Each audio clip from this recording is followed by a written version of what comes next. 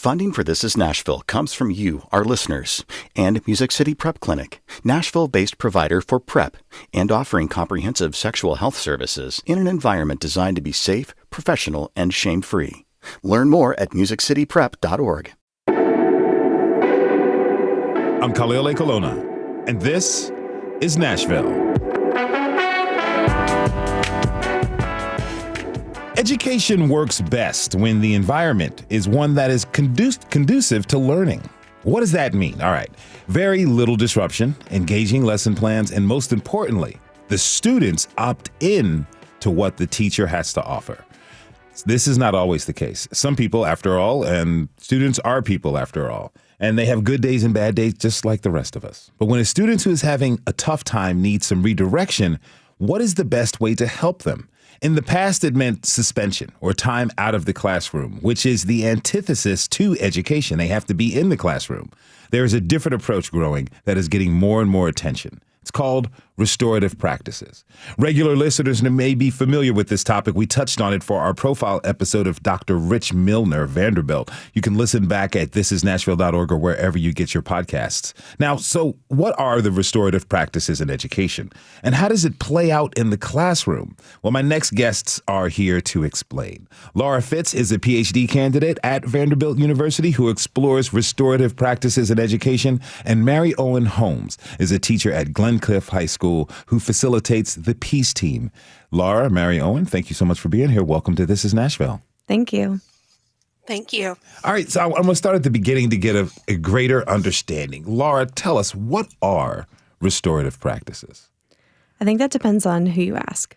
Okay. I got to embody restorative practices as a classroom teacher at Glencliff and to learn about what it means to be a human, what it means to be a learner among the members of the Peace Team, which is the student-led restorative practices team that I started and that Mary-Owen now facilitates.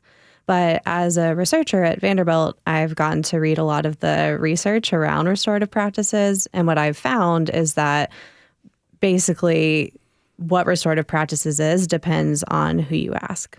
So let's get into that a little bit deeper. So it's kind of a nebulous definition. So what do you mean, according to who we ask? Is there someone who's a little bit more strict and ardent when it comes to restorative practices and people who are looser?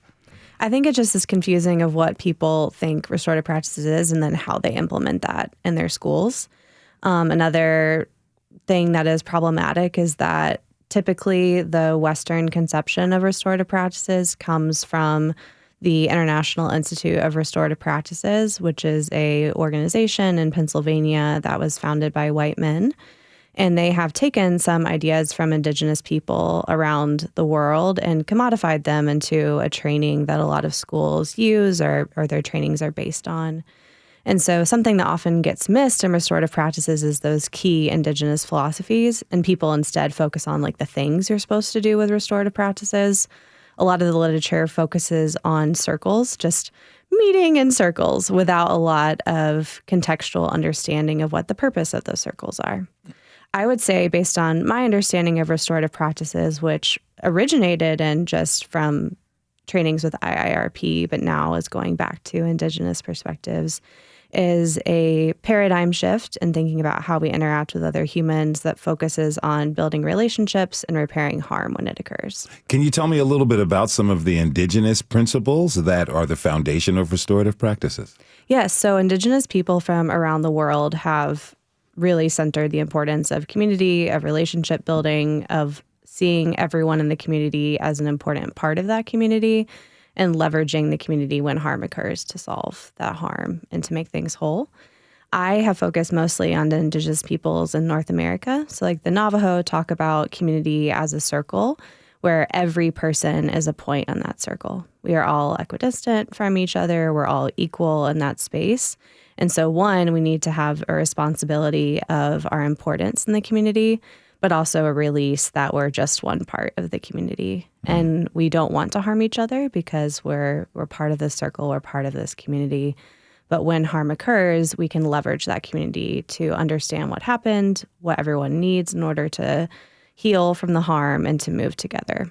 All right, so Mary-Owen, can you tell me this? How can we take those indigenous principles of community, everyone being in part of this community. How can we implement that into schools to kind of change the way they go about discipline and behavior?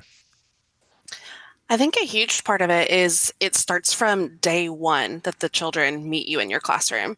This is not a set of strategies that you just pull out one day and do one or two and then move on. You need to set that tone from the first time you meet your students. You're building that relationship. We all are a part of the community. One thing that I try to impress upon my students is my opinion in the classroom is one thing, but they are the ones experiencing the class. They're the ones who are really driving what we are doing, their inquiry, their wonders, their curiosity. So their voice should be just as important. And we all are a part of that. If they don't have that foundation of each of us being a part of this community, not adults versus young people, then restorative practices is going to be really difficult to implement because it doesn't feel genuine. So you're breaking this down to the kids on day one, first day of school. You're introducing your students to this. How do they respond, particularly when it's the first time someone is coming to them being this open? It's a mix. As Laura said, everybody kind of has different feelings about restorative, and that goes down to our kids too. Some of them now have been in a space in MNPS where they've had this for several years. So they feel comfortable and confident advocating, using their voices. Others, it takes a little time. I teach history classes for most of my day at Glencliff. And so I think helping kids find their voice in the social studies classroom is really important. And so restorative pairs really nicely with that because you're studying people who have built a community, who have spoken up, who have stood up for things, and kids can see themselves and see similar struggles and paths within the learning that we're doing. So we're able to make those parallels and kids start realizing like, oh, I could do this. Somebody else my age did this back in a different time period. I can do the same things. It's interesting. I was in school a long time ago. And one of the favorites topics and subjects was history and social studies, because those were the classes that opened up for a lot more debate and discussion between the student and the teacher. Talk to me about how you're able to kind of blend what the curriculum has for social studies and history into restorative practice and principles and introducing that to the students. Well, restorative practices looks a lot at when something happens, when we cause harm to our classmates, to a teacher, or when a teacher causes, emotional harm or whatever is happening in the classroom, how can we repair that so that it doesn't happen again? And so laying that groundwork of here's how we have a discussion. We can have different points of view, but we need to be able to listen to other people's points of view and perspectives. We all have our own lived experiences. I can speak for my lived experience. My students can speak for their lived experiences. And how can we listen to each other and grow as a group versus shouting and yelling? So you're building that communal space. You're building that expectation of we are all going to treat each other with respect. And if we don't treat each other with respect, how do we hold each other accountable so that we can repair the situation before it happens again or blows up into something bigger? Now, Laura, Mary-Owen mentioned that some students are already familiar with this in the MNPS system. How is the idea of restorative practice and the philosophy being implemented in MNPS schools? So MNPS got a grant called this initiative called the Passage Initiative, and it came from a grant from Brown University where they got a bunch of money to address discipline disparities and disproportionality, along with the cities of Los Angeles, Chicago, and New York. We know that nationwide, black boys are suspended at 3.5 times the rate as their white peers, and black girls are suspended about 8 times the rate of their white peers. And so Nashville got money to create a restorative practices group and to have money for trainings for teachers in the hopes of addressing these discipline disparities. Unfortunately, although overall suspensions went down during the period of the grant, the disproportionality actually worsened. How so? So I think there's a lot happening here that is both inside of MNPS and things that we do have some control over, but also just phenomena of how we work as people in society and understanding how racism, anti-Black racism, classism, homophobia, etc., play out in society and in schools. And so even though there was a lot of work done, there was a team of people that were trying to train teachers in MNPS and provide support, there, in my opinion, was not enough. There were not enough people and there was not enough support in order for teachers and administration and students to get everything they needed. And one concept that I really like from the International Institute of Restorative Practices is called the social discipline window. Paul McCold and Ted Wachtel conceptualized this, and it's similar to Vanderving's relationship window that talks about how you can do things with people, for people, to people, or not. You can neglect people. And ideally, restorative is you're doing things with people. Mary-Owen talked about in her classroom, she's trying to do this learning with her students. She mentioned like she has an opinion in the class, but her students are the drivers of the curiosity and the wonder. That's a with perspective. I think, unfortunately, MNPS and many other places that try to implement restorative practices with really good intentions do this to teachers. So the way that things, as a former MNPS teacher, a lot of the times the training we receive is done to us, where we're told this is something new you need to do. And there's not a lot of ownership on the part of the teachers of deciding we want to do this or how we want to do that. And so at Glencliff, we had a different experience. We were I learned about restorative practices and got to coordinate restorative practices at Glencliff at the same time that the district was working with this grant, but we were working parallel but not with each other. And at Glencliff, we took a really intentional approach to do this with our teachers and with our students. So we started the Peace Team, where students were co-designing and facilitating restorative practices at the school. We also had a restorative steering committee made up of teachers, administration, staff. The secretary was on the committee. And so as a school, we decided what we wanted this to be, how we wanted to do it, and we decided our next steps forward. And so this with perspective, I think, and also in particular, centering and working with students allowed Glencliff to be one of the few schools that actually reduced their racial disproportionality and exclusionary practices during the time that we implemented restorative practices. Now, Mary-Owen, you've taken over what Laura started at Glencliff. You've taken over the Peace Team. Tell me, how are things going for the Peace Team right now? I think definitely post-pandemic, things have shifted in schools. We're a little bit smaller group than when Laura was at Glencliff, but the kids that we have are wonderful. They are really becoming confident in themselves and able to call out when they see things aren't going well in either classrooms or our school. We have done a lot of work this year on how to be an advocate. What do you do when you see something that in your heart you know is not going the way that it should? Whether that is speaking up for our EL students in our building, our English language learners, as we have one of the highest rates of English language learners in the district, if not the state, and making sure that we are providing those students with an equitable education. They also have been really pushing this idea that Glencliff is more than what people hear about us.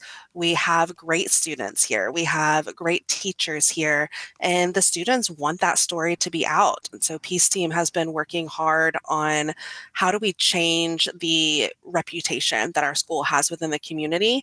That's something that they picked and said was really important to them. And they felt like a lot of our discipline issues or things like that are coming from the reputation that people feel like we have. And so they want to change that, to elevate it. If you're just tuning in, this is Nashville, and I'm your host, Khalil Ekalona. Today, we're talking about restorative practices in education. My guests are Laura Fittz and Mary-Owen Holmes. Okay, so, Laura, you said something very interesting about not necessarily the district coming to teachers with the practice of, hey, we're doing this with you, we're doing this to you, kind of forcing the teachers to take this approach, regardless of how they were trained or how many years they've spent in the classroom. That's a huge barrier to getting people to buy in. What are some of the other barriers to better implementation or just introduction of these concepts to educators? The biggest challenge is time. So both personally as a person that embodied restorative practices in my classroom facilitation, who coordinated restorative practices at Glencliff, and also now as someone who studies this, across all three of those things, time is a huge barrier. So one thing that Mary-Owen was talking about is like working with students to decide what you want your classroom to be like. That process of creating commitments with your students, which I did with my English 2 students at Glencliff with a peace team. I currently do that with my graduate students at Vanderbilt. Takes time. It's much easier to say, these are the rules of the class. But what you find, and what I found personally, and what is found in the research, is if you take a lot of time, if you front load the community building, the relationship building at the front, that actually in the long run, it's a more efficient way to have a positive classroom community, because you're not having to deal with a lot of the issues that come out of a lack of relationship and a lack of community. Another thing that takes a lot of time is having restorative processes when harm has occurred. So restorative practices seeks to be 80% proactive and 20% responsive. And that's a thing that implementation-wise schools and districts have struggled with, to follow that model. But that responsive part, when harm occurs, which Mary-Owen referenced, we want to bring all the people involved in the harm together to hear their experience, what they need, and to resolve the harm and move forward with accountability for all parties who are involved. That process takes time. Okay, Mary-Owen, give me an example. Say we have 2 high school sophomores who happen to get in a fight. They get in an argument, they get a disagreement, and that turns to them throwing fists at each other. What then happens at Glencliff following the restorative process?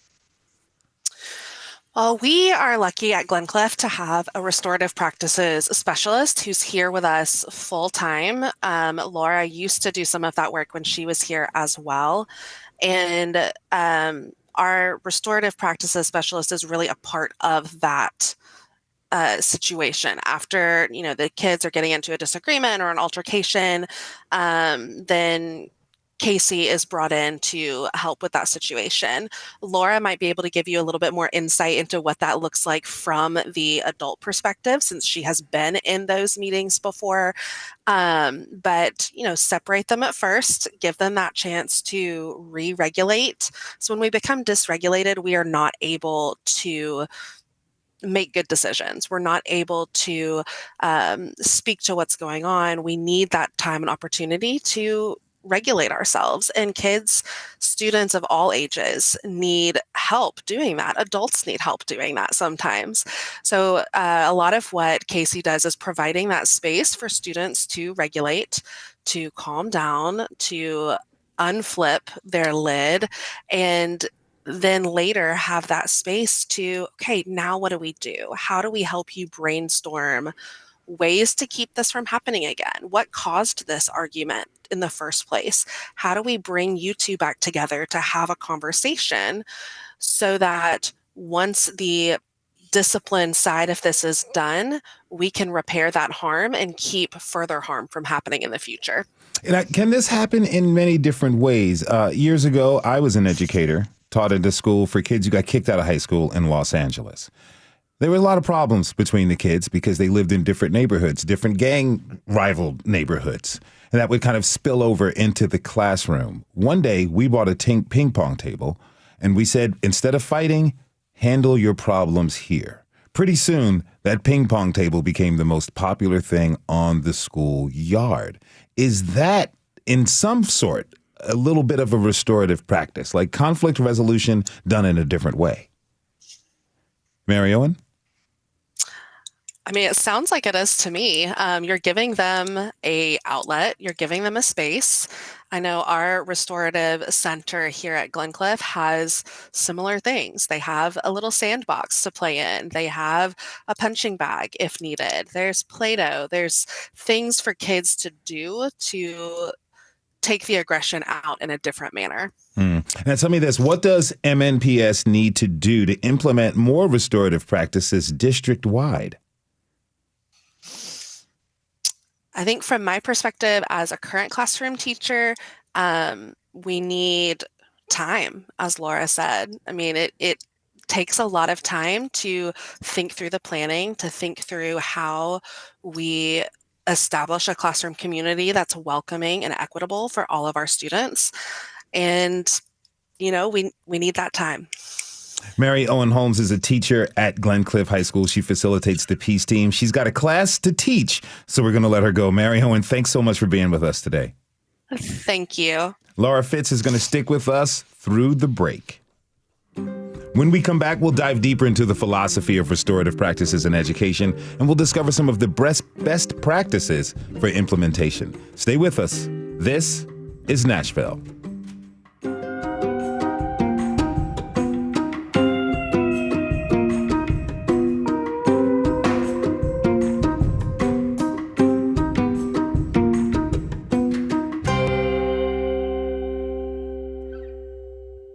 Funding for This is Nashville comes from you, our listeners, and Music City Prep Clinic, Nashville-based provider for prep and offering comprehensive sexual health services in an environment designed to be safe, professional, and shame-free. Learn more at musiccityprep.org. I'm Khalil Ecolona, and this is Nashville.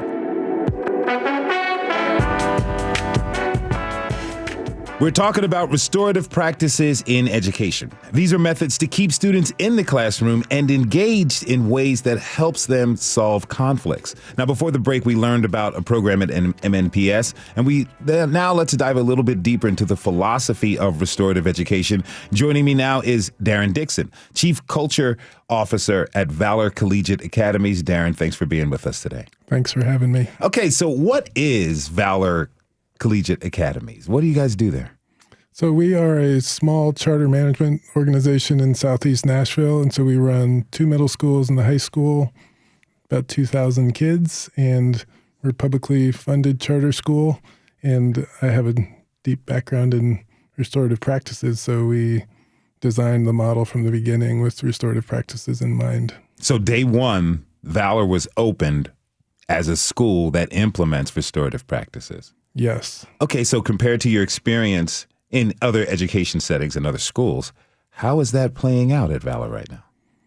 Well, I actually have a mental health background, so I was working in California prior to coming to Tennessee to start Valor, and I'm a child and family therapist and have a background in trauma and restorative practices from a mental health lens, and I was working in programs similar to what you just mentioned. So I was running programs for students that are alternative to juvenile halls or alternative to hospitals or alternative to alternative schools. Mm-hmm. And we really learned in those programs the value of restorative work, essentially that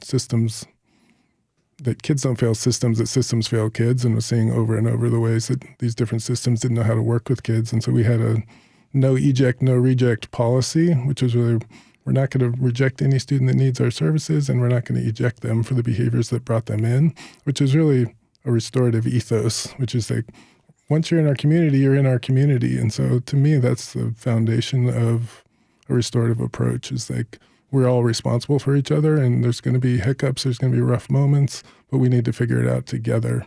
And so the idea was really to bring some of that into a public school and to design some systems that were restoratively thought through. And some of that's the discipline system, but a lot of it, as Laura said, it's the 80% of the proactive stuff that I think really makes a difference. Now, Laura Fittz with Vanderbilt is still with us. She mentioned something. She mentioned that I'm really interested in, like, the teachers really buying it. She mentioned that it's time and that administrations come to teachers and they're doing it to them, not with them. The fact that you started Valor with this process, When teachers apply and they're interested in teaching at that school, what do you tell them about the restorative process and how you go about educating students?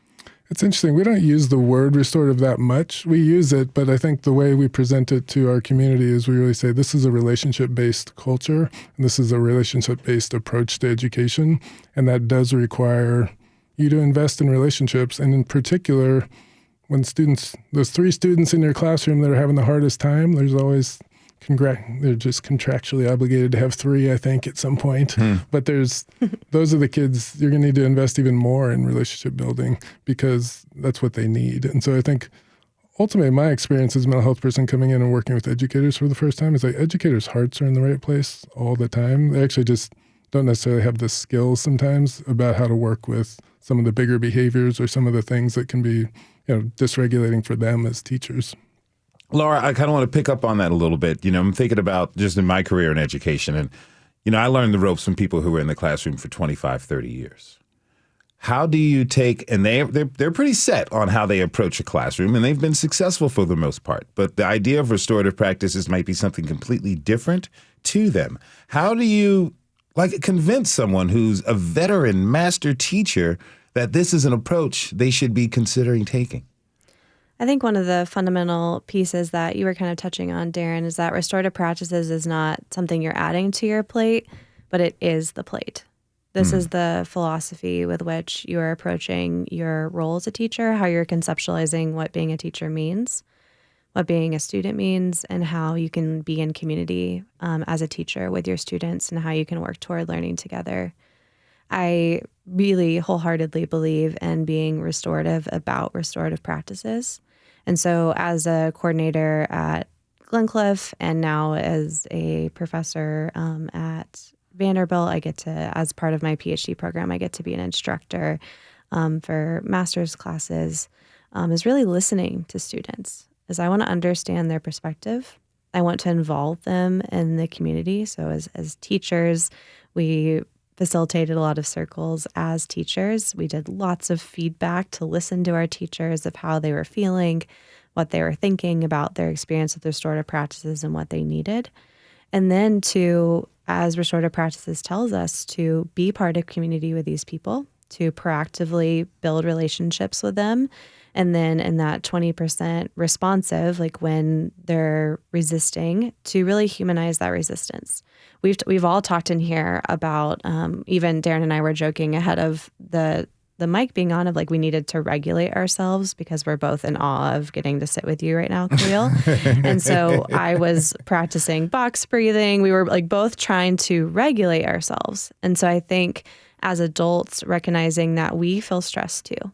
We have stories too.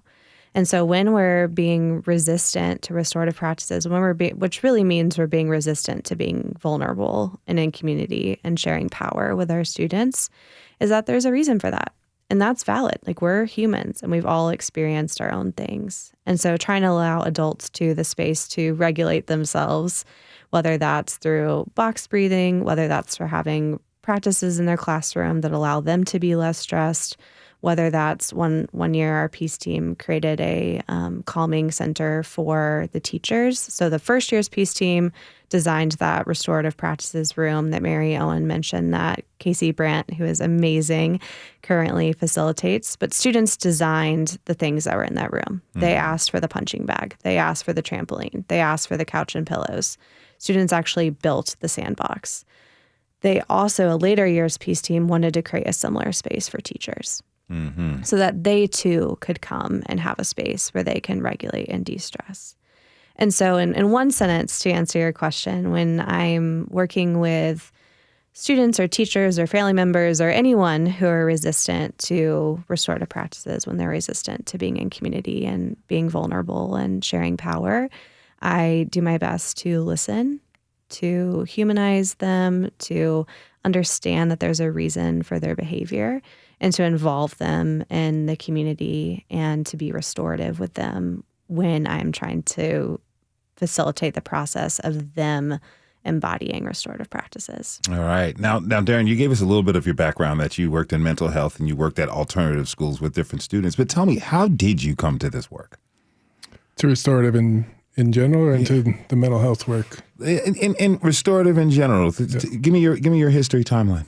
Yeah, so I went back to school as a second career to become a mental health professional, and then started working, realized I had a heart for kids, and started working mostly with kids and families in the Bay Area, and really loved that work. And part of that work, I was working with kids in juvenile justice system, and San Francisco had a pretty progressive juvenile justice system. I was doing a lot of restorative justice work in their court system, and so they're doing restorative conferencing. They were doing different and kind of creative and innovative ways of working with some of the kids that I was working with, and that sparked something in me because I really watched how bad the juvenile justice system was for kids and started to recognize, oh, this is actually, there's something here. There's a there. And then in our programs, we were working to kind of implement some of those ideas and got some restorative training in my mental health capacity to start running our programs. And so that's kind of where it started. I also was trained separately, but there's a lot of overlap as a group therapist, and developed a version of Circle that we used in these programs. And I actually have an identical twin brother who helped start Valor with me. He was running charter schools. He's an educator, and he was watching some of these circles that we were doing with some of our kids. And we both had the ideas like, that should be a foundation of a public school. We should really have all kids be engaging in this kind of circle practice. And it's just a core relationship building practice and helps people learn how to be in a relationship, how to be vulnerable, how to share power, how to flatten hierarchy. There's a lot of beautiful things. And so that's kind of where we went. Well, tell me a little bit more about the establishment of Valor. You and your twin brother get together with this idea for the school. What'd you do next? How did you get the investment to create this school? Yeah, so we were really in California thinking we were going to do it in California, but Mayor Carl Dean at the time, who was our mayor here in Nashville, was really working with a group of folks to recruit some charter leaders here, and heard that my brother and I were thinking about doing a school and flew us out here. We started to look at Nashville and kind of fell in love with the city and just thought it was a really great place. There was we're also a diverse by design school, and we were looking at Southeast Nashville and just seemed like a beautifully diverse part of a city. And so that was kind of the long story short as we made the big move, and we're very happy we did. All right. If you're just tuning in, this is Nashville, and I'm your host, Khalil Akolona. We're talking about restorative practices in education. My guests are Daren Dickson and Laura Fittz. Okay, so can you give me an example of restorative practices really, truly paying out for a student or a few students from Valor? Yeah. I mean, that's a great question. We just had our second graduating class last year, so we have some kids who've been in our schools for 8 years, and I tell people a lot of times is like part of the restorative ethos, I think, is you have to be patient. And there are several kids who have graduated in the last few years. I've had like beautiful conversations with. There's no detention at Valor, but we have a process called recalibration, which essentially, if you're struggling, you get some additional support. But to the kids, sometimes it still feels like detention. Mm-hmm. But I had a couple of kids walk across the stage in the last couple of years at graduation who had been in our recalibration process a lot over a bunch of years, probably 5th through 8th grade. But then it had an effect over time, and they really started that. If you watch a process like that and you invest in kids relationally over time, it has a much deeper impact. And I think we know that like punishment works in the short term, but it doesn't work in the long run. Mm-hmm. And so those are some of the most gratifying, watching these kids walk across the stage, go into college. And at a certain point, they did not look like they were heading in that direction. So that's been really gratifying. That's awesome to hear. Now, Laura, you learned a lot when you first started teaching. Can you tell me about some of like the initial challenges that you had, which opened your mind to restorative practices? That's a great question. I remember being a first-year teacher at Glencliff and having a lot of natural proclivity toward just being calm and really investing in relationships.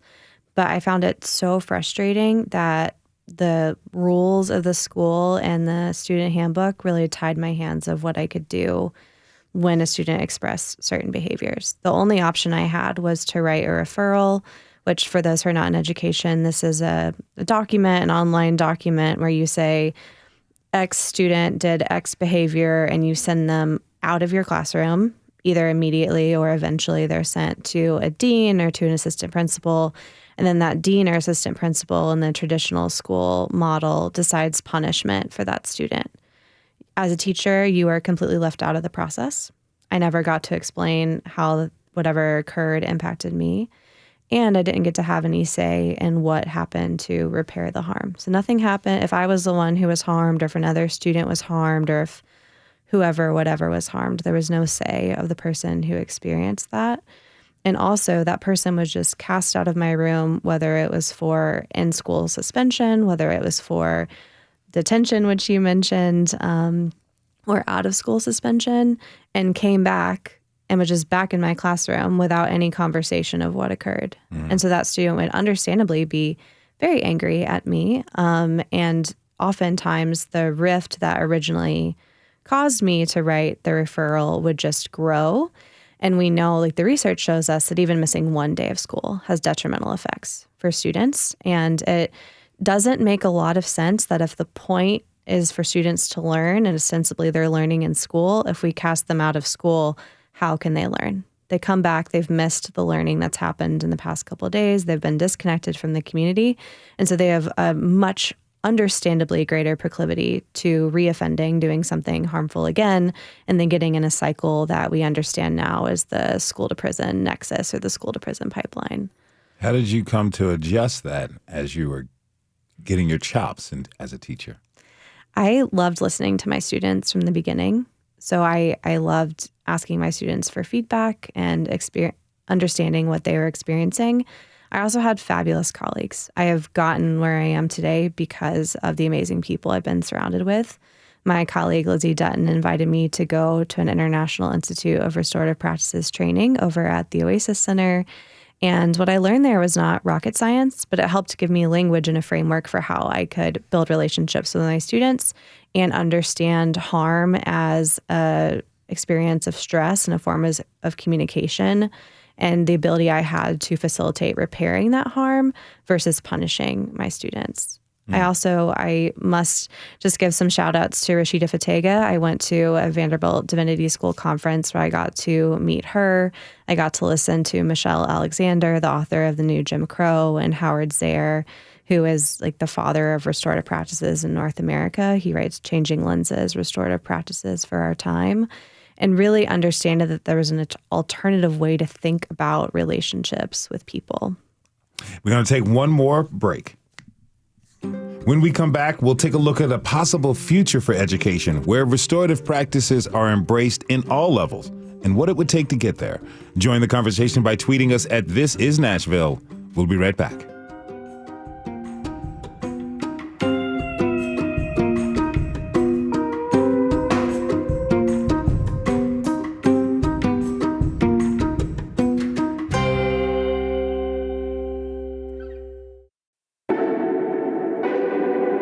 I'm Khalil Ekalona, and this is Nashville.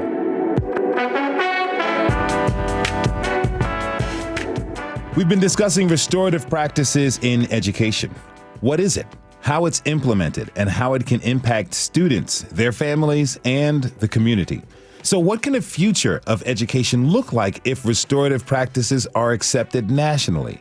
My guests are Laura Fittz, Ph.D. candidate at Vanderbilt, and Dickson. He is the Chief Culture Officer at Valor, Collegiate, Academies. So I do want to mention something. Laura, you were talking about what you learned. Both of you were expressing some of the restorative practices, and I just keep on drawing back to my experience in the classroom. Teaching again at the alternative school for kids who got kicked out of high school in Los Angeles. I created something on Friday afternoons, right after tests, right before movies and lunch, called the Soapbox, where students could get on the soapbox. I actually put a crate in the middle of the classroom. They could say whatever they wanted. They could say whatever they wanted. If they had a problem with another student, they could voice that. No one could respond. They could even complain about me or anything that was happening. It was a space for them to be free, where they are being heard. If they had a conflict with another student, they would get up and say their piece. The other student would get up and say their piece. And then it was over. Everyone was heard. And I found it as a way to kind of not only dissipate tensions, but to discover what was really going on in their hearts and minds. Is that kind of the idea of what you all are discussing with restorative practices and being open to the students, including them into how the classroom rolls? Either one of you. Is that like on that path? I mean, to me, that gets to the 80% proactive element is like actually making space for students' experience in a school. Because I think oftentimes it's so unidirectional. It's kind of coming from the teacher trying to get things into their heads. And so it's not as much of a relational setup. And so I think what you were describing really was shifting the power to the students and setting up an intentional space. Like, I want to hear your voice. I want to hear what's going on for you. And it was also making space for relational stuff that's going on in the community. There's a whole bunch of stuff going on in the school community between the kids, and it's getting talked about on social media and all kinds of other places. But if there's not a space for it in school, then it's probably not being handled well. And so we do our foundational circle practice, which is geared towards having students every week in a small group, given space, and we structure it in a particular way because some of my experience, I don't know if you had this at times, is that just given free reign sometimes can go haywire in lots of different ways. And so, and you're probably very skilled as a teacher and could manage that, but sometimes that would make teachers nervous about running something like that. And so we've kind of created a practice called Circle, which puts some guardrails and a ritual around that kind of open space, but still ideally creates the space for kids to really share their stories, say how they're really doing, get support from each other, talk about conflicts if they're there, call the community out on stuff that's not going well. And so I think that does set a foundation of relationships, really. And so like your relationships, you matter, your story matters, your voice matters. I'd love to hear from both of you on this. What about parents? Because one thing I found, we would have a week with a student who was having a tough time. We would make incredible progress. The weekend comes, that kid is back home into whatever situation they're in. They come in on Monday, we have to start all over again. Have you all, in your experience in running restorative practices in education, have you run into situations where family members don't necessarily get along? Because these kids spend most of their time around their folks. They're only in school for 6 to 7 hours a day. One thing I've learned through my growth journey is how important parents and caregivers are as parts of the community. I have so much respect for the parents and caregivers of the students I taught at Glencliff that are working 3 jobs to keep the lights on. And I also think it's important that we're not demonizing families, we're not demonizing schools, but rather we're aware of systemic injustices that impact our students no matter where they are. So we know that, just being a person of color in America has a lot of trauma associated with it and stress daily associated with it. Not being able to have the correct nutrition can, make a lot of impact on people's experience in the classroom, as can getting adequate amount of sleep, feeling like they're in a safe neighborhood, getting into like physical practices. Like you mentioned, I love this idea of like the ping pong or the soapbox. I think we have a lot to learn about different ways of learning, whereas in typical U.S. education, we think that learning means sitting at a desk, listening and writing. I think we can learn a lot from embodied ways of learning. But I say all that because I think often us as educators do think what you just mentioned, of a student comes back from the weekend and, there must be problems at home. I think it's really important for us, particularly I'm a white woman, I'm joined by colleagues who are both white, cisgender people, to understand that white women make up 85% of the teaching force and that we have caused a lot of harm to students. And that's something that I have to reckon with, and that students who come to me have a history of possible harm that is not related to me, but that I represent, that tapestry of harm they experienced. And so I try to, particularly as a white woman, not judge families, instead value them as really important parts of the community that we're building in our classroom, to communicate with families in ways that are meaningful and accessible for them, which means through MNPS, we have a great translator system. So every email I sent out was translated into as many as possible home languages of our students. If families were not able to read in a language, to talk with them on the phone. I speak Spanish, so that really helped me connect with my families. And when I would call home to say, I'm experiencing this challenge in my classroom, the first thing I would say is, what advice and suggestions do you have? And so also bringing parents and caregivers and family members into these restorative processes, both building community and addressing harm when it occurs, were really valuable for me. And I can't say enough about how important it is in restorative practices to have a more wide conception of what community is that includes the families with whom we are working. How did the families respond when you kind of opened up to them like that? It depended. I think a lot of families responded with trepidation, with anxiety, just based on their own experiences, potentially in U.S. schools or as caregivers of students in U.S. schools. I think we have a lot of work to do as educators to rebuild trust with our families. Many families were so glad, would tell me, I'm so glad that you called. I called every single one of my students' families the very first week of school. It was really challenging to do, but really rewarding to be able to introduce myself. And so when I called home later to have that relationship I could build on, families loved it when I could speak in my not perfect Spanish. They're really gracious with me speaking in Spanish. And I think they just were super grateful to be included as equal partners and members of learning, which I say that in awareness of how sad it is that that was the exception and not the norm. It was, no one else has called me this year. Or it's wild that I get emails from you and I know what's happening in class. I wish that educators had the time and had the capability and had the confidence to communicate with families and to regard them as equal partners in the work. You know, our education system is very different. No Child Left Behind did a lot of changes to our education system. And since then, a lot of people in education, parents and former students from personal experience have said they're kind of teaching to the test, not necessarily fostering the entire human being. So, Daren, how can our education system nationally and winnowing down to locally, how can we really invest in this, in programs like this and implement something that has a lasting change rather than kind of moving to the next hot thing all the time? I mean, it's a great question. I think, education reform writ large is a very complex thing, but I do think that creating multi-tiered systems for centering relationships, which is what we have attempted to do. It's imperfect, but I think we were making attempts there, is actually really important. I could hear some of what Laura was saying around, when a teacher struggles with a student in the classroom, they need the dean and the principal and the other folks to be taking a restorative approach there and to be operating within a restorative system that is going to support the teacher and to then kind of remind the teacher and give space to the teacher to do the restorative repair work with the student and the family. And so, but that takes kind of structural thinking to get that all set up. And so, we have done some of that, but I would think there would need to be even more. And part of it, if you think about just the No Child Left Behind and kind of the achievement focus, is that there's a lot of pressure to fill up all your time with achievement oriented elements of a school. And so I think we would have to take some risks and push back and say we can invest a little bit more time in this whole child approach or in relationship-based approach, and or there are ways to integrate it into that. My personal belief, and I think we've had some success here, is if you really invest in relationships, you will actually learn more and kids will achieve better. And so I think that's ultimately the trick.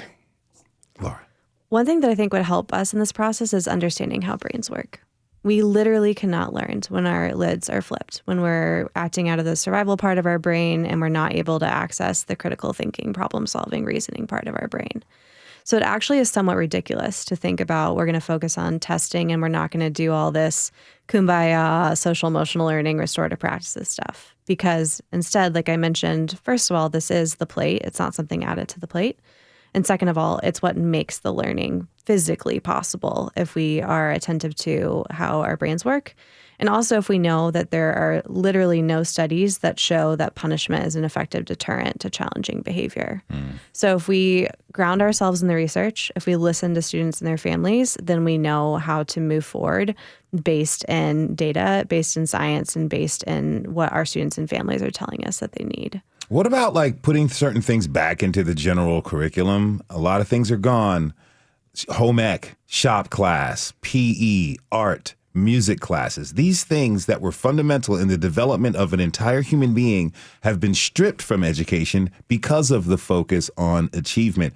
Do both of you, I've got less than 30 seconds left, do both of you think adding that back to our curriculum, really investing in those things, would help and support the restorative practices you both have been advocating for? And my short answer would be like putting student engagement and relevance at the middle is crucial. Laura? I was just in a middle school yesterday, and watching students participate in band was completely different than I saw them participating in their classes. And I think this embodied ways of learning and being part of a greater thing, being part of band, is really important for our students. I really want to thank our guests today. Laura Fittz, Ph.D. candidate and educator from Vanderbilt University, and Daren Dickson, Chief Culture Officer at Valor Collegiate Academics. Thank you both so much. Thanks for having us. Thanks for having us. And This is Nashville is taking on a late night feel, everyone, on Thursday, June 20th, 2024 at Vanderbilt University Blair School of Music. You can join us for a night filled with laughter, witty banter, and unexpected moments. Member pre-sale tickets start on Monday, May 20th. Stay tuned for more announcements, and thanks to you all for listening this hour. This is Nashville is a production of Nashville Public Radio. Today's episode was produced by Magnolia McKay. It was directed by Tasha A.F. Lemley. Our technical director and board operators, Liv Lombardi. The masterminds behind our theme music are Larange and Namir Blade. You can listen back at This Is Nashville or wherever you get good podcasts. And the conversation doesn't end here. Tweet us at This Is Nashville. Find us on Instagram and tell us what you want from our show by filling out our quick survey online. This is Nashville. I'm Khalil A. Colonna. We'll see you tomorrow, everybody. And be good to each other.